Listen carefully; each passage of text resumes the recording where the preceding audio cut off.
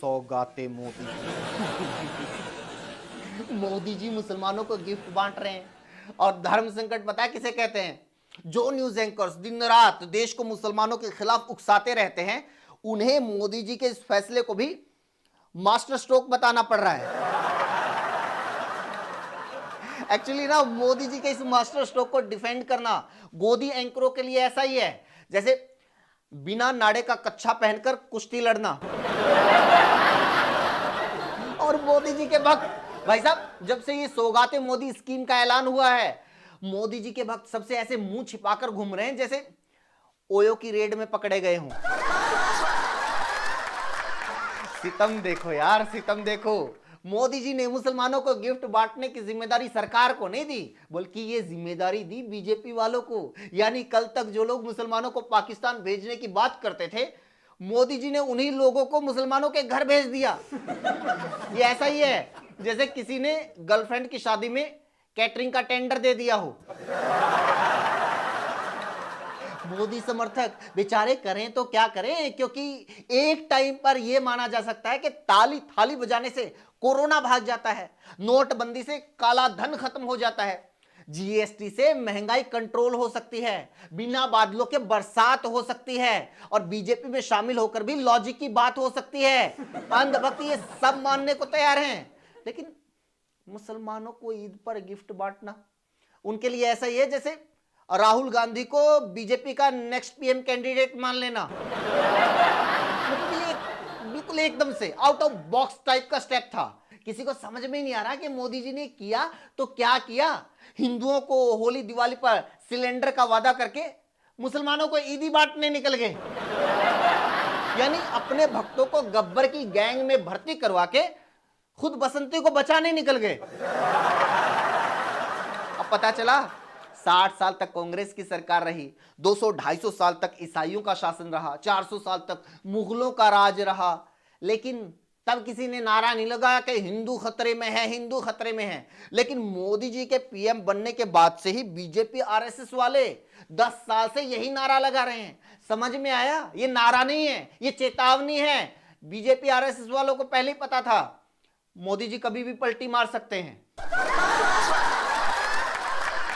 यार वैसे भी जो आदमी अरब के शेखों को देखते ही बाग बाग हो जाता है, कुंभ में बिछड़े भाइयों की तरह उनसे गले मिलता है, जो बीफ एक्सपोर्टर्स से चंदा लेता है, दुनिया भर की मस्जिदों में जाता है, हर साल अजमेर शरीफ पर चादर भेजता है, बचपन से ही मुसलमानों के घर का खाना खाता है, शुरू से ही मुसलमानों के मोहल्ले में रहता है। अबे अंधभक्तों, तुम लोगों को कैसे लग रहा था कि वो तुमको हिंदू राष्ट्र बना के देगा? मोदी जी को मुसलमानों से कितना प्यार है यार।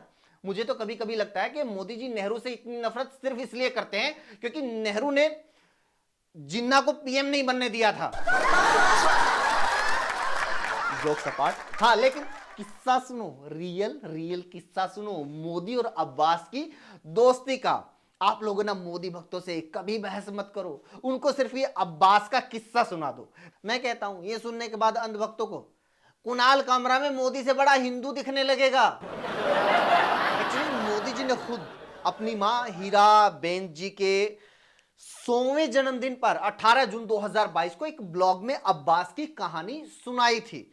हुआ यह कि नरेंद्र मोदी जी के पिता दामोदर दास मोदी जी के दोस्त थे मियां भाई रामसदा। मियां भाई की अचानक से मौत हो गई तो उनके बेटे अब्बास को दामोदर दास जी अपने घर वडनगर ले आए। अब्बास कई साल मोदी के घर में रहा और दोनों ने साथ में पढ़ाई की।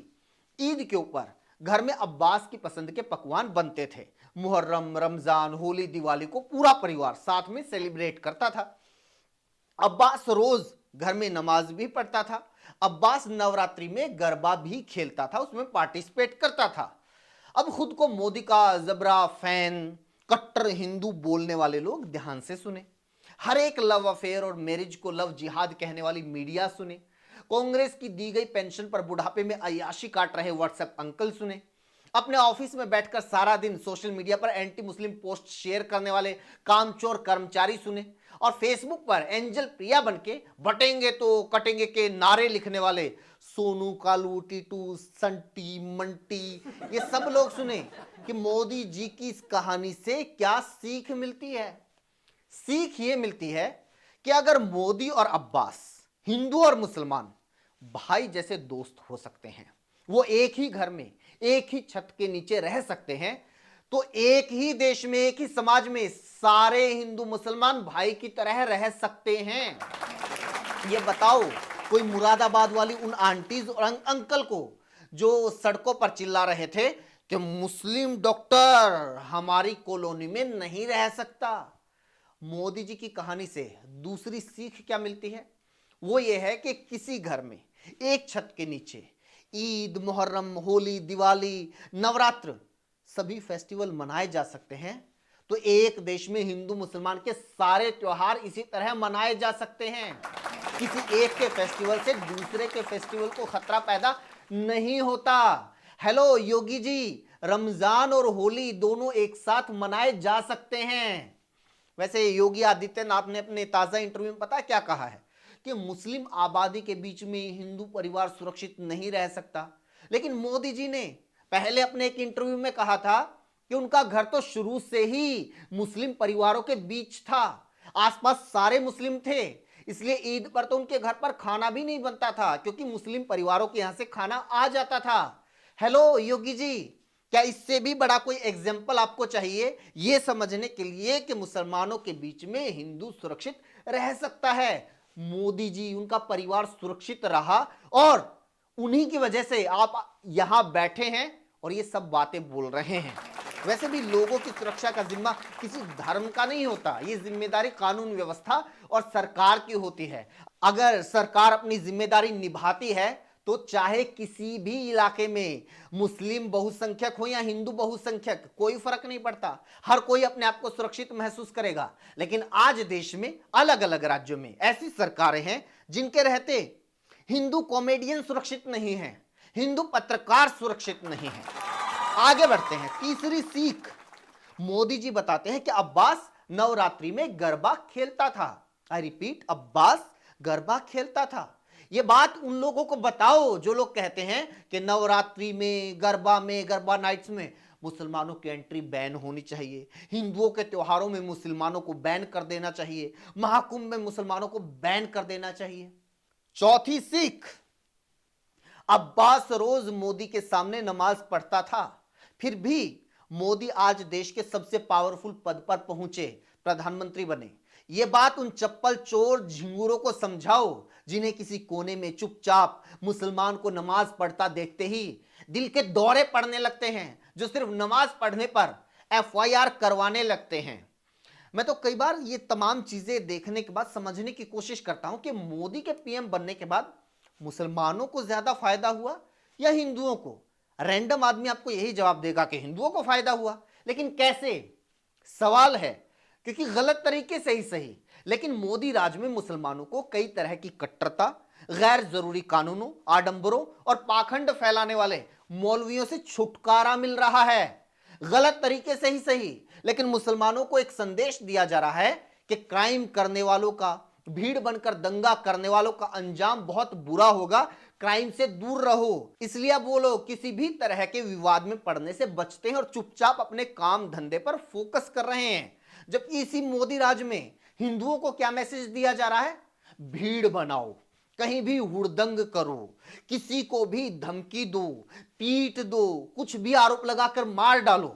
यानी हिंदुओं को छूट दी जा रही है क्राइम करने की, तरक्की करने की नहीं, क्राइम करने की, और सरकार उसको संरक्षण दे रही है। साथ ही हिंदुओं को आडंबरों, पाखंड और अंधविश्वास के दलदल में धकेला जा रहा है। खुद सरकार ऐसे ऐसे बाबाओं को प्रमोट कर रही है जो साइंटिफिक टेम्परामेंट, लॉजिक और रैशनैलिटी की सरेआम हत्या करते हैं। इतना ही नहीं, वो हमारे हिंदू धर्म और हमारे भगवान का भी मजाक बनाते हैं। और इससे बड़ी विडंबना और क्या होगी कि हिंदू होते हुए भी हम लोग हमारे धर्म के साथ हो रहे इस खिलवाड़ के खिलाफ खुलकर नहीं बोल सकते, क्योंकि मोदी राज में खुद हिंदुओं को हिंदुओं के खिलाफ इस तरह से खड़ा कर दिया गया है कि रोज करोड़ों हिंदुओं को हिंदू मोदी भक्त, हिंदू विरोधी घोषित करके सोते हैं। हिंदुओं के बीच में ही ऐसा झगड़ा, ऐसी दीवार किसी बाबर या औरंगजेब के काल में खड़ी नहीं की गई थी जो आज खड़ी कर दी गई है। वैसे भी मोटा माटी एक बात बताइए किसी माँ बाप के दो बच्चे हैं, वो माँ बाप अपने दोनों बच्चों को अलग अलग तरीके से ट्रीट करते हैं।